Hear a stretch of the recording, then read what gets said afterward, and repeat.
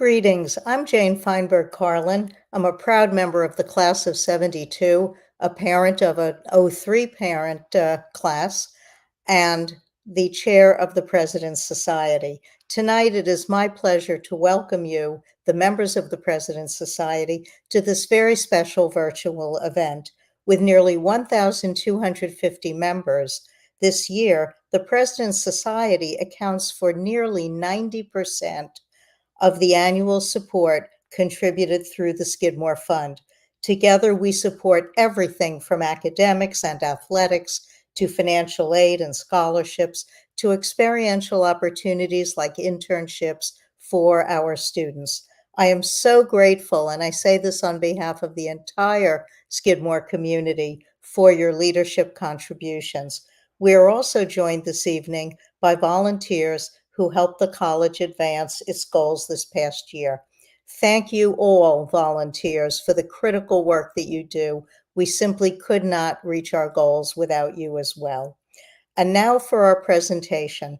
I am pleased to introduce Mark C. Connor, who became the 8th president of Skidmore College on July 1st, 2020. As president, he has prioritized Skidmore's commitment to diversity, equity, and inclusion, particularly through the introduction of the critically important Racial Justice Initiative. He's completed an ambitious campus master planning process that will guide campus planning for the next decade and beyond, informing future strategic planning to steward Skidmore's resources and best align the college's priorities. He also steered the college through the many challenges of the COVID-19 pandemic. What a job to take a new job. For those who have met Mark, you know that he is an innovative leader of interdisciplinary academic programs, a longtime advocate of diversity and inclusion, and a widely published professor of English. Mark joined Skidmore College following over 24 years at Washington and Lee University in Virginia, where he had most recently served as provost and chief academic officer from 2016 to 2020. He has published extensively on modern American, African American, and Irish literature. His dozens of essays and 8 books on literature include The Selected Letters of Ralph Ellison, which the New York Times Book Review named a notable book of 2020. He has also produced 3 lecture series for the great courses on Shakespeare and on Irish literature. His fondest teaching experience has been taking Skidmore students to Ireland for intensive study abroad programs, an experience he repeated at Skidmore just a few weeks ago and will be the focus of our talk this evening. So without further delay, it is my great pleasure to introduce Skidmore's president, Mark Connor. Mark, it's all yours. Gosh, Jane, thank you so much for that generous introduction. And thank you everyone for tuning in this evening. My 2 favorite things to talk about, other than my children, are Skidmore College and Ireland. And tonight I get to do both, and I just couldn't be happier. I want to start by acknowledging the President's Society level support and what this really means. The generous support by all of you in the audience tonight. As Jane said, it makes the magic possible. That's how we're able to do all the great things that we do at Skidmore College.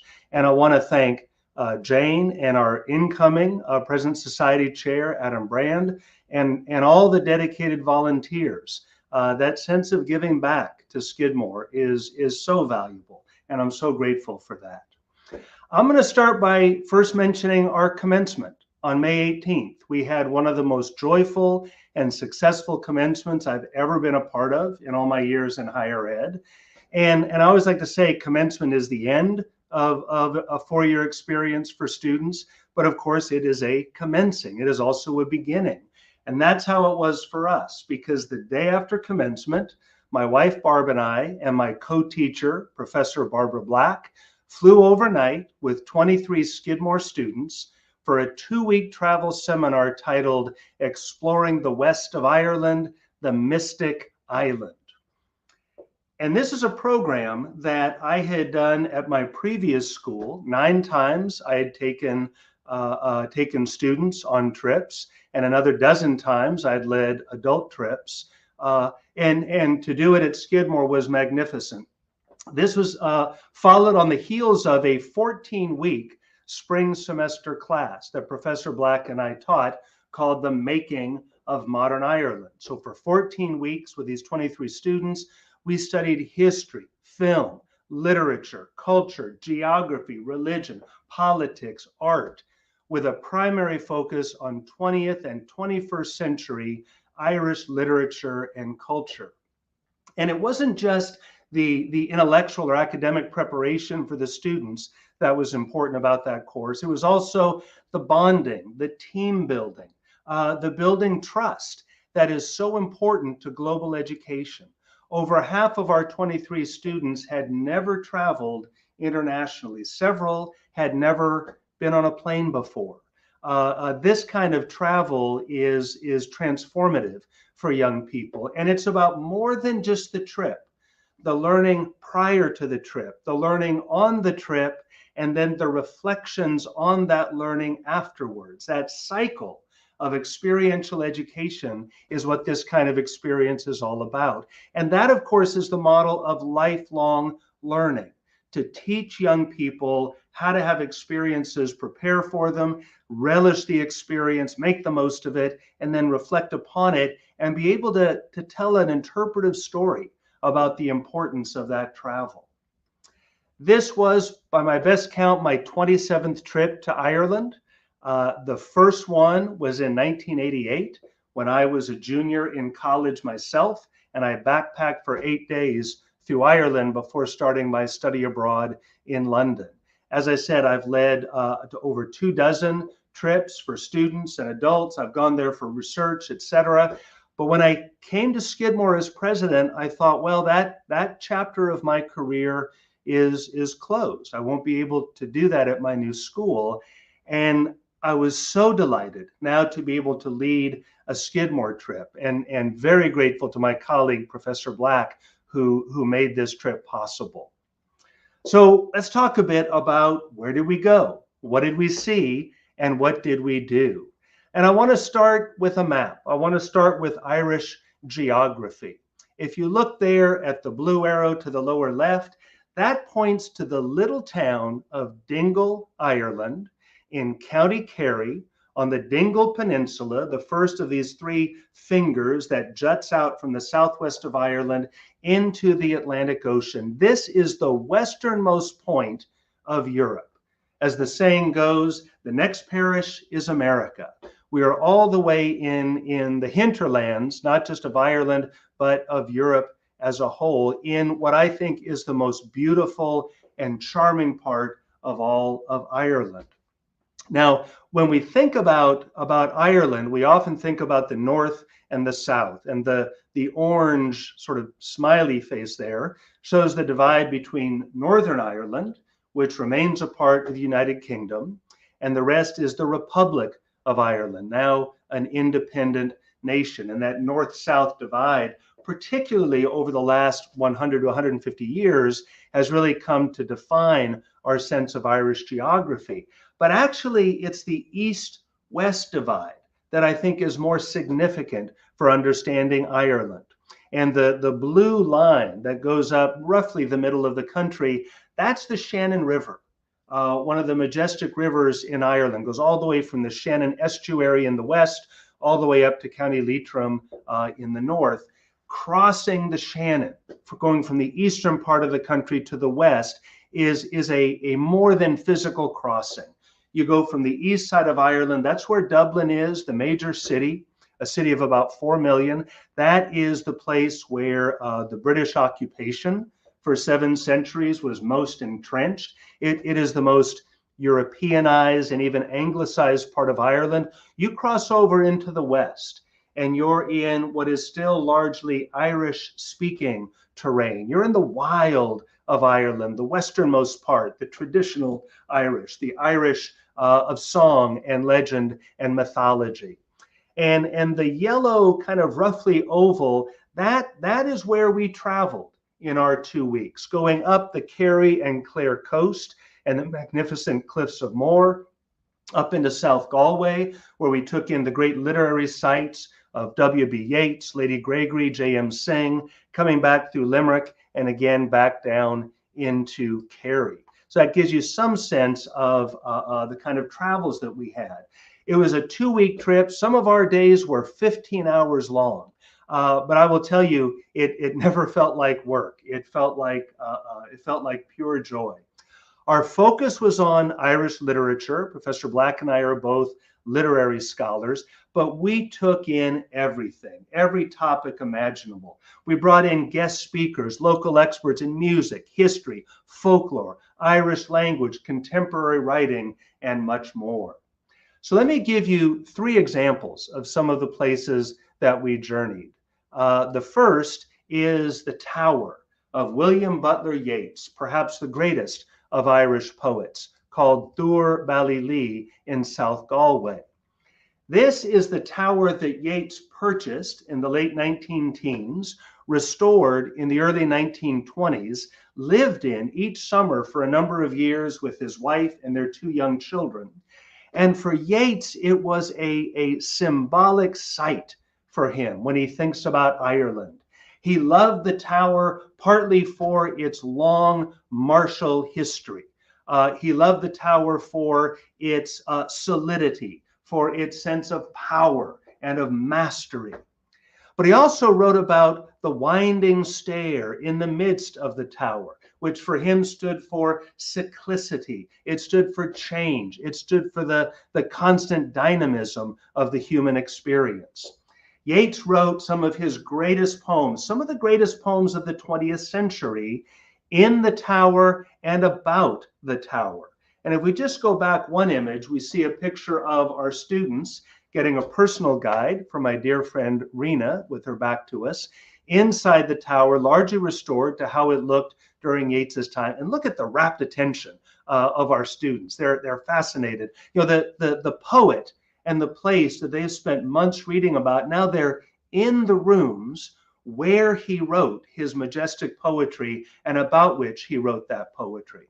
And then we always get a special treat from Rena when I bring students there. We get up onto the roof of the tower and we're able to survey the landscape of South Galway and read the poems that Yeats wrote, where he says, I'm on the top of my tower, the storm is howling, and I'm trying to think through the challenges of the 20th century, writing these poems right in the wake of the First World War and the growth of modernism in Irish and European culture. This was one of our great stops.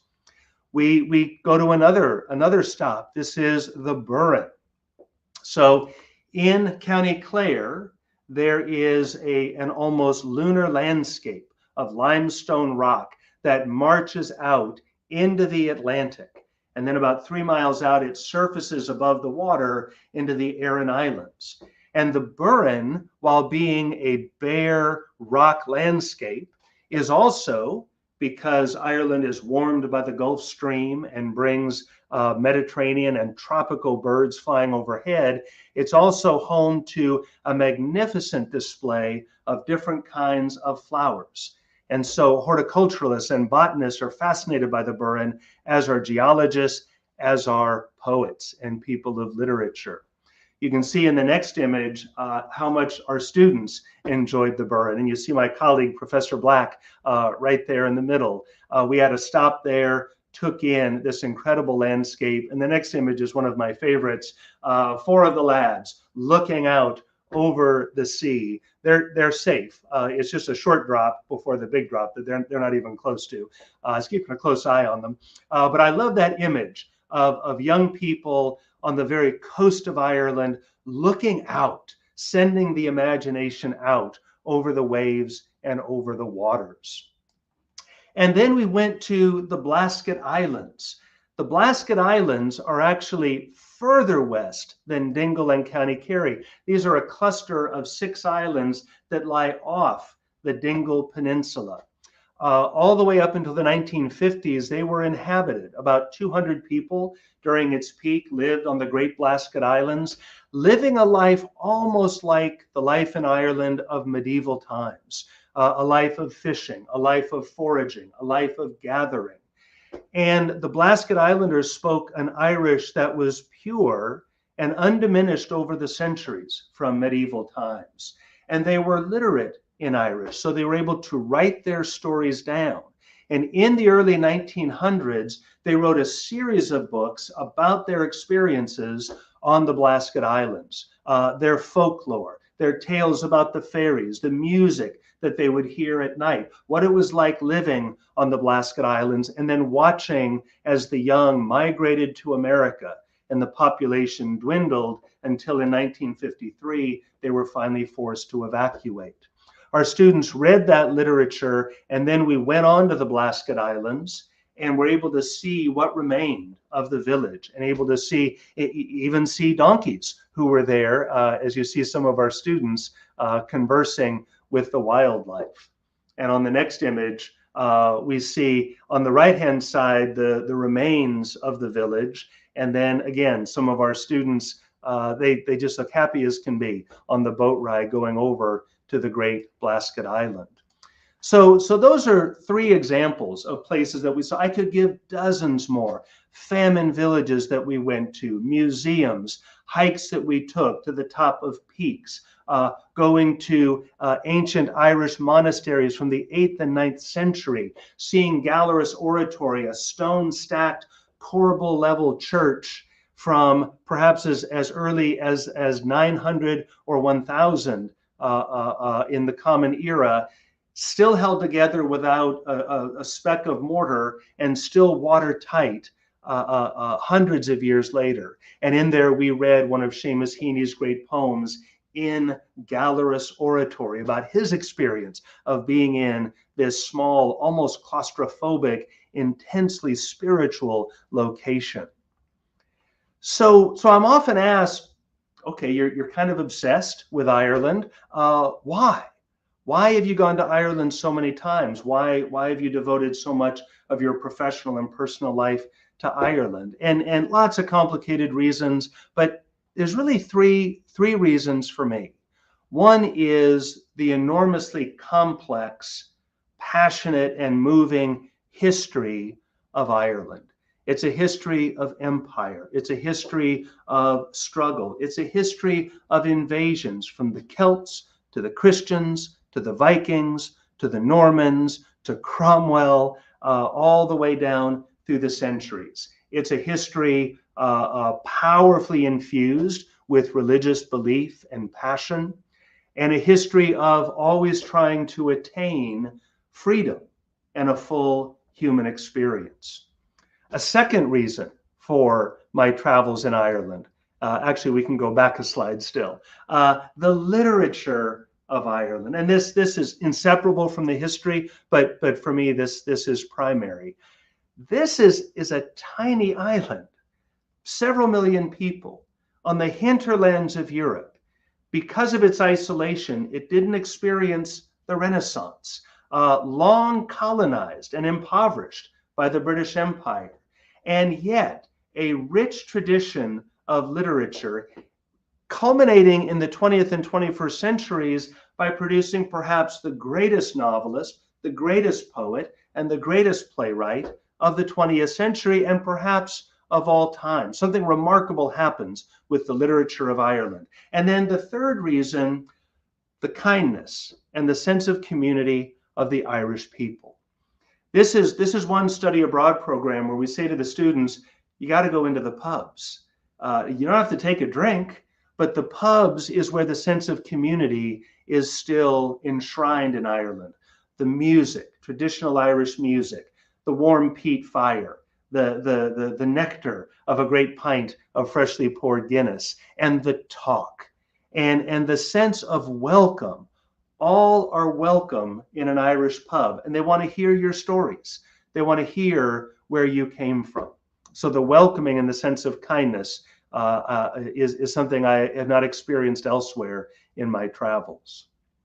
Now let me say a word, more than a word, about Irish history, a remarkable and complex history. We'll skip over the pre-Celts, the Celts, St. Patrick, the Vikings, and so forth. We'll start with Ireland's complex relationship with its partner to the east. And they are locked in partnership, Great Britain or England. England first invades Ireland in the late 12th century, but it's not even England, it's the Normans, who were a French-speaking people who had occupied England in the past 1 to 2 centuries.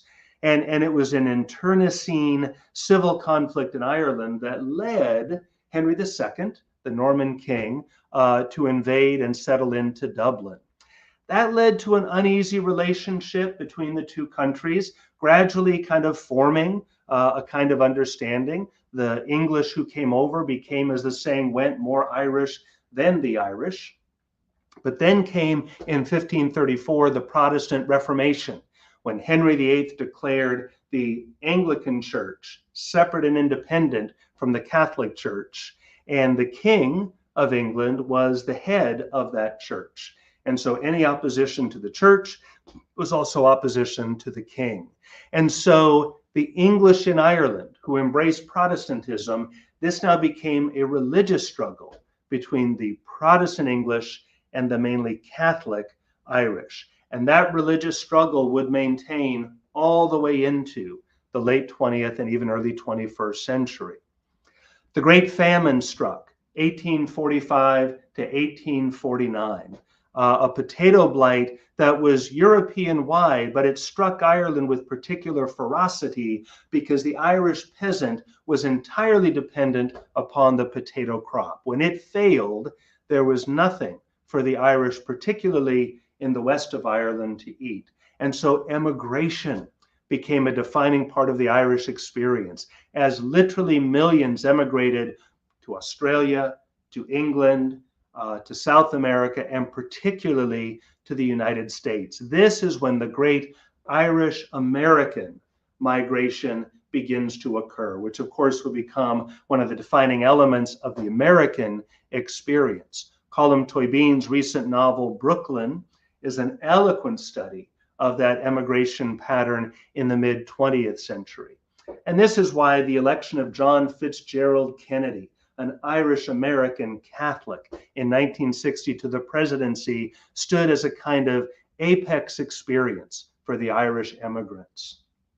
It's in the 20th century that the struggle for independence becomes most acute and finally successful. The Easter Rising of 1916, a story of remarkable heroism and sacrifice. The War of Independence, when the Irish fought against the British occupier. The tragic Irish Civil War that followed on that terrible conflict, culminating in the Irish Free State, which, with the Irish Constitution of 1937, became finally the independent Republic of Ireland. Now, of course, that history continued all the way into the late 20th century with the Troubles in Northern Ireland, finally brought to an uneasy resolution with the remarkable Good Friday Agreement of 1998. So that is a complicated history. I've given you, a thumbnail sketch. We would need weeks and months to dive further into that history, but I hope it gives you some sense of some of the fascination and complexity of Irish history. Now let's talk for a moment about Irish literature. Ireland's literature is remarkable. Here are the 4 Nobel laureates: George Bernard Shaw, William Butler Yeats, Samuel Beckett, and Seamus Heaney. Probably number 1 on the list of should have won a Nobel Prize but didn't, James Joyce, the great master of fiction. Essential female voices like Lady Augusta Gregory, Edna O'Brien, Evan Boland. The Abbey Theatre, one of the most significant theaters in modern Western culture, still going strong today. And of course, literature in Irish, which in many ways is stronger and more thriving today than it was even a century ago. Irish is the oldest living vernacular in all of Europe. As Lady Gregory said, Irish literature precedes Chaucer in the literary tradition. Now, of all these writers, James Joyce is the most important and the most moving to me. And so we look at his great book, Ulysses. Joyce finished Ulysses in 1922. He wrote it during the First World War. And the war, in many ways, is everywhere behind this book, beneath this book. When we hear about Ulysses, the first thing most of us think about is it's difficult, it's complicated, a really complicated book. Most people have it on their shelves, but haven't actually read it, or they don't get too far into it. And it is a complicated book. It is a challenging read. But I would say this: of all the books that I have read, Ulysses is the most moving, it is the most intimate, and it is the most profoundly human.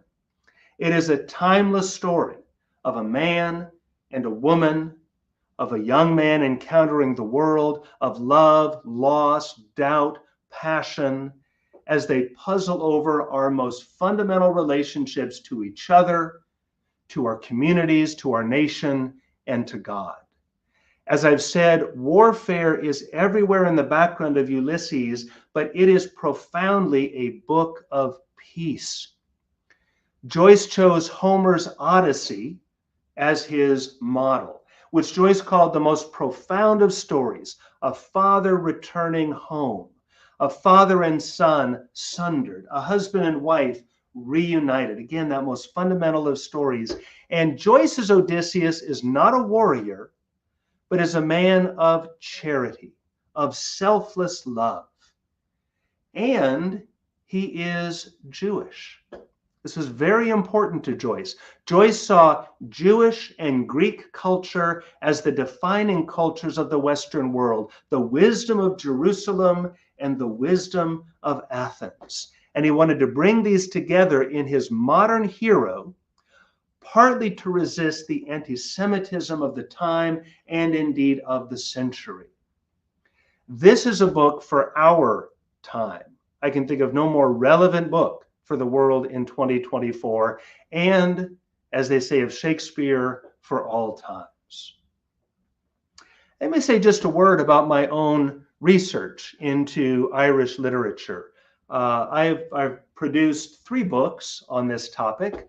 The first, The Poetry of James Joyce Reconsidered. I came across that most remarkable of things in Joyce studies, a relatively unexplored niche, and that was his early poetry. And I brought together a series of scholars to do a collection of essays that looks at this poetry of Joyce from every direction. And it was a beautiful project, brought together some of the great Joyce scholars, and was published in the University of Florida series on James Joyce. And in many ways is one of the books of which I am most proud. I then started looking at Irish film, and particularly adaptation of Irish literature into film. And so with Bart Palmer, a great scholar of film, we brought out Screening Modern Irish Fiction and Drama, Irish fiction and drama turned into film. And my chapter in that book was on the great play turned into a film, Dancing at Lunasa. We then followed that up in 2021. This was the first book that I brought out when I was at Skidmore, Screening Contemporary Irish Fiction and Drama. Same approach, but now to late 20th, early 21st century Irish literature brought into film. And my chapter there, along with the introduction, was on the great film, The Commitments. The other foray into Irish literature and history are the 2 courses I've done for the Teaching Company, or the Great Courses. The first is the one to the right, The Irish Identity, Independence, History, and Literature. It's a 36 lecture, 30 minutes per lecture program that covers Irish history, particularly through the lens of Irish literature, so my areas of expertise, from the very beginnings in the pre-Celts, starting at Newgrange, which predates the Egyptian pyramids, and going all the way to the late 20th century. And then we followed that completed this project in the summer of 2020, my first summer at Skidmore, with part of the travel series at the Great Courses, the Great Tours, Ireland and Northern Ireland. This is 24 lectures that go all the way around the country of Ireland, where to go, what to see, the churches, the museums, the pubs, Irish sport, Irish athletics, Irish culture, and of course, Irish literature. All of this work is inseparable from my teaching of Irish literature.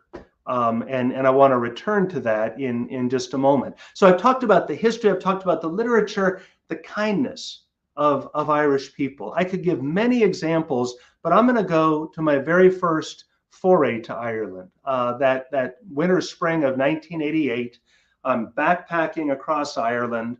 I'm hitchhiking. I'm taking buses, and I take a public bus from the Rock of Cashel to the city of Cork. And it's late at night, it's dark, I'd never been to Ireland before. I miss my stop where the bed and breakfast is where I'm staying.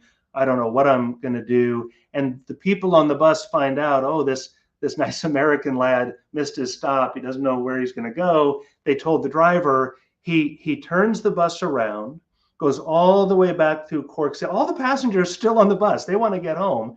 They all agreed with this, drives all the way back, doesn't just go to the bus stop I missed, but goes to the actual bed and breakfast, the house itself, lets me off at the doorstep. And they all waved goodbye and wished me good luck and uttered their Irish blessings. And that is anyone who's been to Ireland knows that's a typical Irish story, that kind of kindness, and especially kindness for the wanderer, kindness for the stranger. So as I move to the close here, and then I'm eager to answer questions and hear comments about Ireland, let me talk a bit about what this kind of work has meant to me. This kind of work to me is the teacher-scholar model in full bloom. When I was hired at Washington and Lee University, I was hired to teach American and African American literature, and I taught and I wrote, and this was a great area for me. But I always, I'd written on Joyce in my dissertation. I'd been interested in Irish literature since an undergraduate. So I was able to start a course on modern Irish literature. And then I was able to start a study abroad program, taking students to Ireland. That can only happen at the great liberal arts colleges. Those sorts of opportunities are not available if you're locked into a narrow research university. And it connected my teaching to my research. I do not believe that being a great scholar makes one necessarily a great teacher, though many great scholars are great teachers. But I do think those who are dedicated to teaching become really good, productive scholars. And every work that I have done, particularly on Irish literature and culture, has emerged from my teaching experiences. The other part of the teacher-scholar model is the collaboration with great faculty. On this recent trip, I partnered with Professor Barbara Black, the Tisch Professor of Arts and Sciences at Skidmore, a master teacher. That collaboration alone was worth the whole undertaking, to learn alongside another professor, to team teach, which, as every teacher who has done it knows, is twice as difficult, not half as difficult. The collaboration that's required. We had such a great time and learned so much from each other. And not just Professor Black. My first year at Skidmore, I met Professor Jim Kennelly in management and business, who had been to Ireland many times, whose family comes from Listowel, one of the great literary enclaves in all of Ireland. Jim and I have collaborated on panels. He brought the great contemporary poet Gabriel Fitzmaurice to Skidmore, who taught some of our students, who then went on the trip with me and Professor Black and got to meet up with Gabriel Fitzmaurice again in Listowel, and he read a poem just for them. These collaborations are so rewarding, and they're part of what the teacher-scholar model is all about. I also feel very fortunate to be a president who teaches. To me, that means staying connected with students and with student life, maintaining as best one can one's faculty identity, And this is what I am in my soul. I'm a seminar teacher, and to be able to continue that with literature is just marvelous. And I'll just tell you, I would love to continue that with an alumni trip to Ireland sometime in the future. How fun would that be? And now let me just close by talking about global education.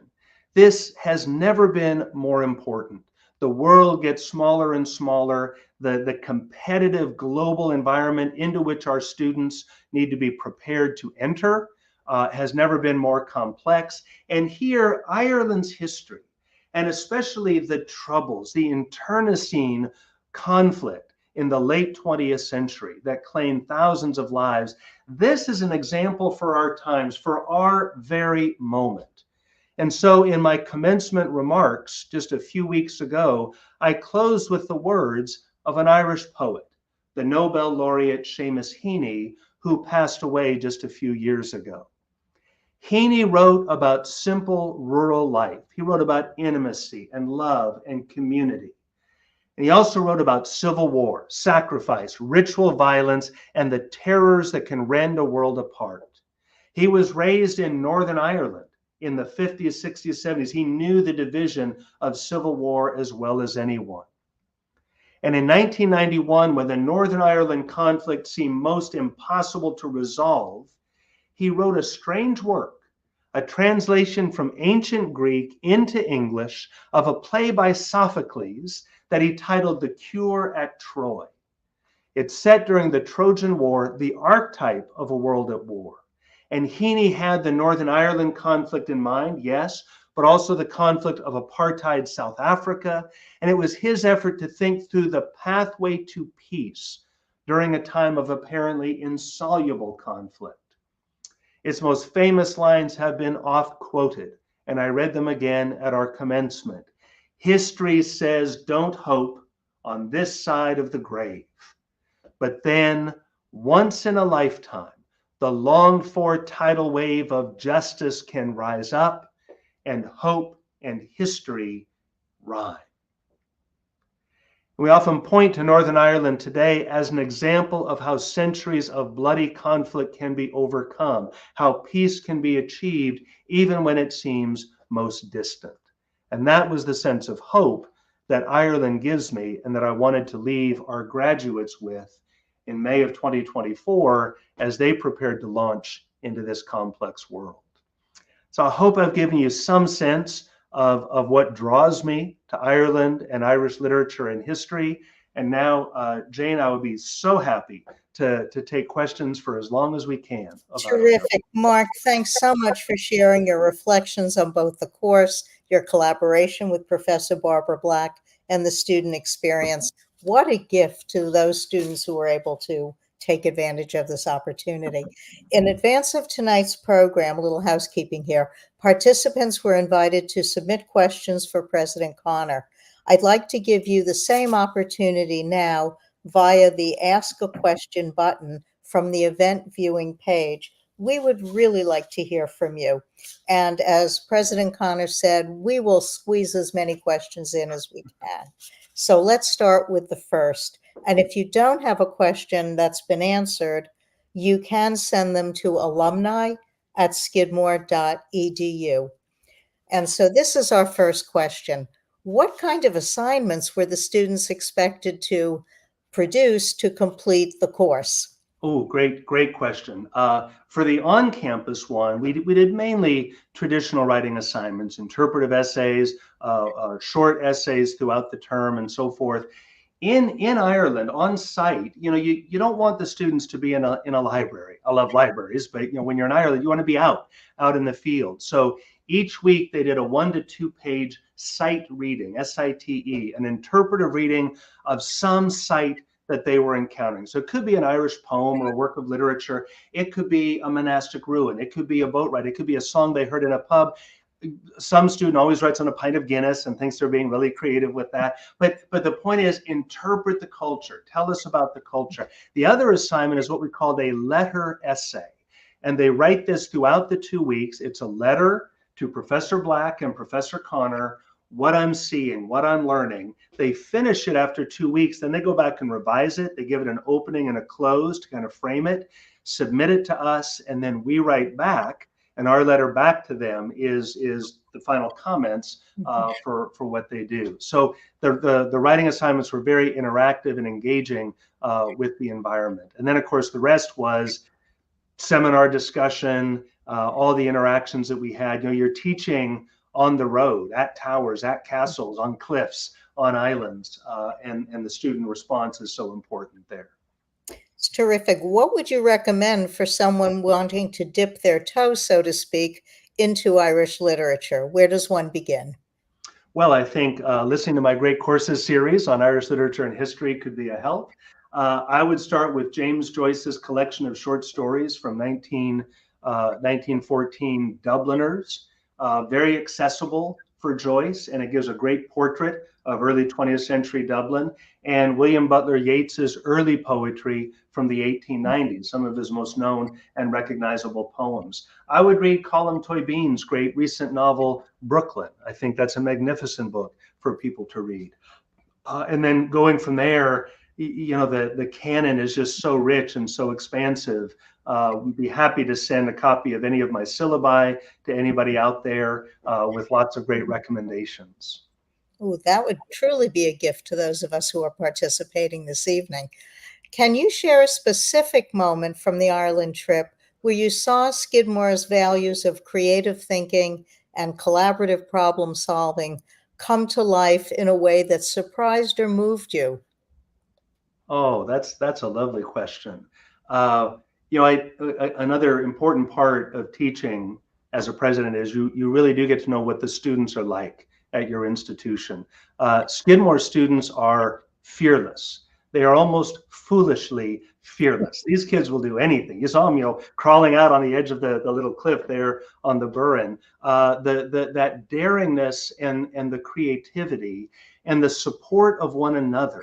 23 students, usually they break up into different cliques. And so these students all came and went together. It was really remarkable how they got along.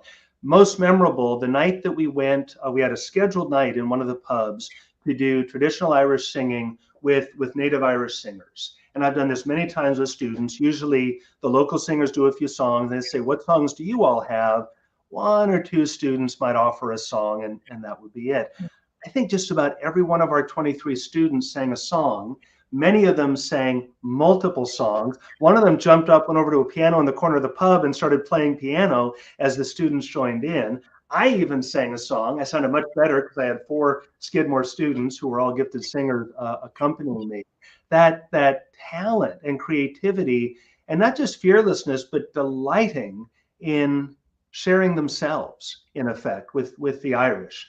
That I think was one of the most memorable, truly Skidmore moments that I can recall. Sounds terrific. Is there any chance that John Butler Yeats' grave in Chestertown might offer an opportunity for students to explore his American adventures and the gift of his unplanned internment in the Adirondacks? Somebody out there knows their Irish American history. Yeah, this is the father of the great poet and the great painter, Jack B. Yeats, who came to America really in the early 1900s, never returned to Ireland, died in New York City, and through a series of important friendships and kind of quirks, ended up being buried in a friend's family plot just west of Lake George, not an hour north of Saratoga Springs. It would be really interesting to do a trip up there, even with those students who travel to Ireland with us and go up and visit that gravesite, which is still decorated today with an Irish flag. Yeah, thank you for that. Well, we're now going to go into a little bit of comparative history in that we're going to ask, what can we learn from Ireland about navigating the Troubles? And do you see any parallels with the current crisis in the Middle East? I do, and many do.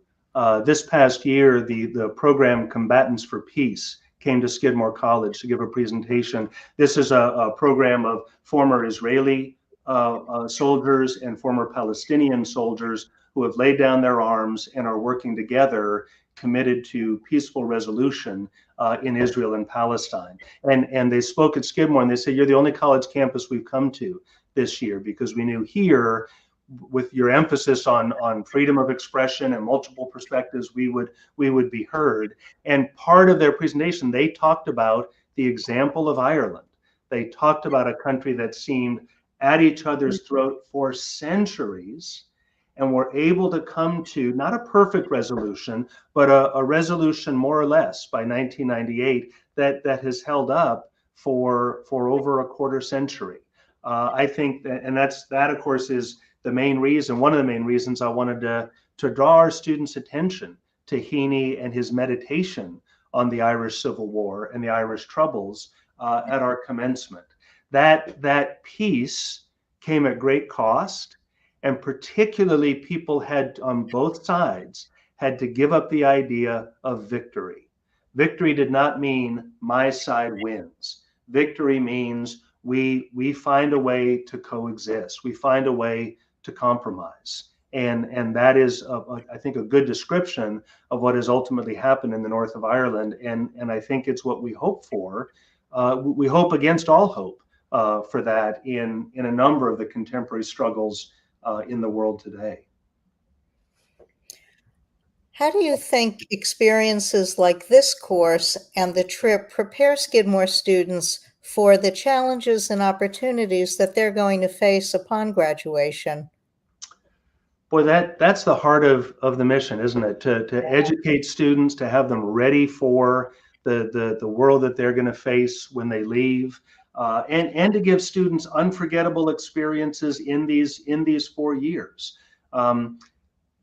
About 2/3 of Skidmore students are able to study abroad. I wish it was even more. I think that's a vital part of the undergraduate educational experience, not just for what you learn about the countries to which you travel, but for the perspective you gain on your country and your home back home.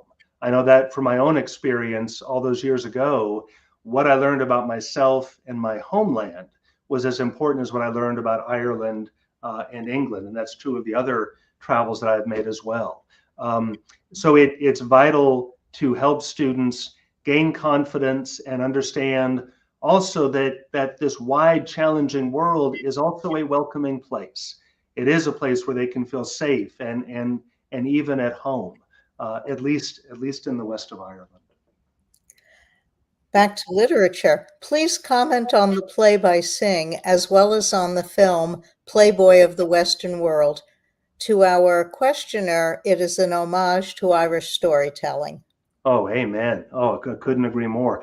Synge's great play, The Playboy of the Western World, comes out in 1907. The culmination of his dramatic art, a 3-act play, outrageous in its boisterousness, its passion, its storytelling, its use of language, and particularly showing how the Irish character will burst out of whatever tries to constrain it. And the play, by the end, its hero, Christy Maughan, becomes a kind of spokesperson for the irrepressible power of the imagination, and ultimately cannot be contained or mastered by anything other than himself. It's also a sad play. It rejects the kind of comforting, traditional happy ending that we might want for an ending that maybe isn't happy, but it is joyful. It goes beyond happiness. I could talk the whole rest of the night about that play. That too, the person you asked about, where would you start with Irish literature, Synge's Playboy of the Western World and Riders to the Sea, I think his 2 greatest plays. Great. Let's go more local now. As both a professor and the college president, what struck you as unique about the student-faculty interaction in this intimate experiential course setting compared to larger classes or your administrative role?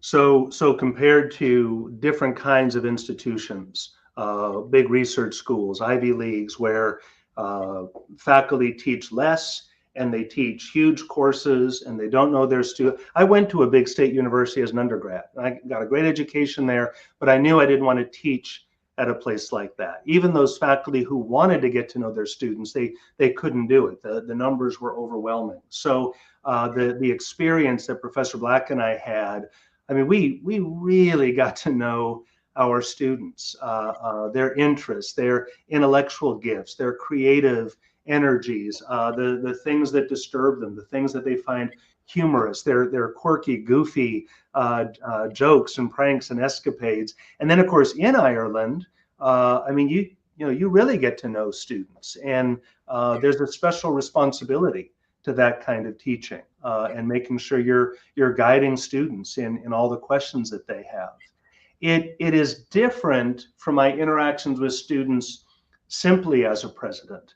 I get to know students in different ways as president if I'm working with students in certain roles, or students that I've gotten to know, and they'll come to my office or we'll have coffee and so forth. But when you're in a class with students, it's different. And every Skidmore professor knows this. You're engaged in a common cause. And of course, nobody learns more than the teacher. The faculty learn along with the students. And when you model that for the students, when you show them, wow, you taught me something there. Thank you for that. That was a gift that you gave me. It empowers the students to think of themselves as both learners and as teachers. So that again, that's the teacher-scholar model at these small liberal arts colleges. And it's not the only model for higher ed, and that's good. We have a lot of them in this country, but boy, it's the model that I love, and it's where I've devoted my career. We have a question on what was the most unexpected lesson or insight you gained from teaching this course and traveling with students, and how do you think that reflects on Skidmore's commitment to lifelong learning and personal growth? You know, I mean, there were so many things that I learned about Ireland, that we learned together. I could talk a lot about those things, but it goes back to that answer I gave earlier about where we saw the creative thought matters being enacted. Seeing on full display the kindness of Skidmore students, which I've said on many occasions is what I would describe as the defining feature of Skidmore, the kindness of its community. Again, the fearlessness of our students, the brio, throwing themselves into the I mean, these students didn't sleep, as far as Professor Black and I could tell. They were up late, up early, never complained, even when they didn't get their lunch until 5 p.m. because we were getting one site after another on the bus. And I think there's something very Skidmore about that, just being hungry to learn and loving the experience and throwing yourself into it. I think it showed Skidmore learning at its best. And was there an aspect of Irish culture that surprised the students on the trip, something they didn't expect? They had heard about things like the kindness of the Irish, the importance of community, but it's not until you experience it.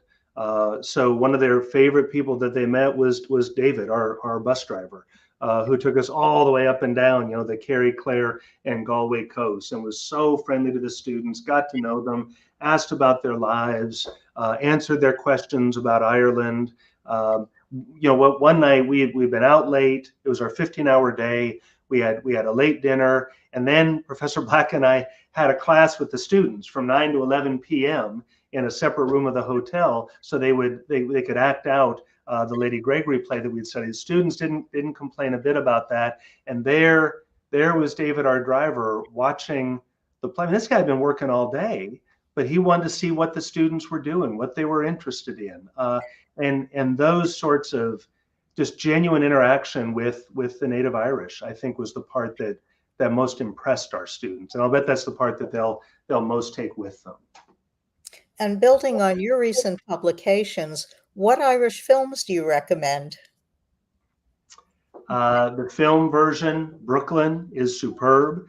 The Commitments, late 1980s, gives you a glimpse into Dublin before the Celtic Tiger, youth culture in impoverished Dublin, and their refusal to succumb to the poverty and the hopelessness. The Quiet Man, the classic with John Wayne and Maureen O'Hara, remains an essential Irish film to see. The Field, starring Richard Harris and Tom Berenger, a harrowing film version of a play written by a North Carey playwright. Dancing at Lunasa, a great play. Some don't like the film. I love the film. I think the movie is wonderful. It's not the same as the play, but it's a wonderful film that was produced. Michael Collins and The Wind That Shakes the Barley and In the Name of the Father, a trilogy of great historical dramas of Ireland, the War of Independence, the Civil War, and the Troubles in the late 20th century. My Left Foot, with Daniel Day-Lewis and Astonishing, also written by Christy Brown, a Carey fiction writer. These are but a few of the great Irish films that one could see. Our final question, which could have come from numerous people who are participating in this evening's program, is Ireland is on my list of countries I'd like to travel to. What experiences do you recommend? So here, I really do suggest you look at my course, The Great Tours Ireland and Northern Ireland, because the whole point is all the places to see throughout the country. But a shorter answer, it depends on how much time you have. If you have 1 week, I say either do a week in Dublin and the area around it, or do a week in the west and southwest of Ireland. It's too hard to do both in 1 week. If you have 2 weeks, then you do both. You can do the city life of Dublin and the areas around it, especially the Hill of Tara and Newgrange. These are remarkable sights to see. Then on your drive across the country, go to Kilkenny and then go to the Rock of Cashel, and then make your way to County Kerry in the southwest. Spend a day in Killarney, do another day of the Ring of Kerry Drive, then spend a day in Dingle, do the Dingle Peninsula, make your way up the coast, cross the Shannon River, go to the Cliffs of Moher, which have gotten a little commercialized and touristified, but the cliffs never disappoint. And then there you are at Shannon Airport, ready to fly back home. That'd be a pretty good trip. Sounds terrific. Mark, thank you again for this very special experience with all of us this evening as members of the President's Society and as college volunteers. This was a great reminder of what we offer our students both inside and outside the classroom, and that all of us as donors are helping to support at Skidmore. Before we wrap up, a point of personal privilege, let me take a minute to thank everyone with whom I've worked at Skidmore in my capacity as chair of the President's Society for the last 6 years. As I end my tenure on the alumni board, I welcome warmly Adam Brand, class of 97, into this very meaningful role. I'd also like to say, on behalf of Skidmore students, whom some of us may never have had the opportunity to meet, how grateful they are for the generous financial support that members of the President's Society provide. Through May 31st, we together contributed more than $36.9 million in total gifts and commitments to the college. I'm also thrilled to report that we surpassed our Skidmore Fund goal with nearly $8.3 million raised and putting us on track to realize an eventual $10 million annual goal. Thank you all, heartfelt from the bottom of our hearts. Most importantly, let me thank all of our alumni, parents, families, and friends of the college for being with us tonight. I wish you and the members of your family a most enjoyable summer season, and may Skidmore go from strength to strength. Have a good evening, everyone, and thanks for being with us. Thank you. Thank you, everyone. Appreciate it.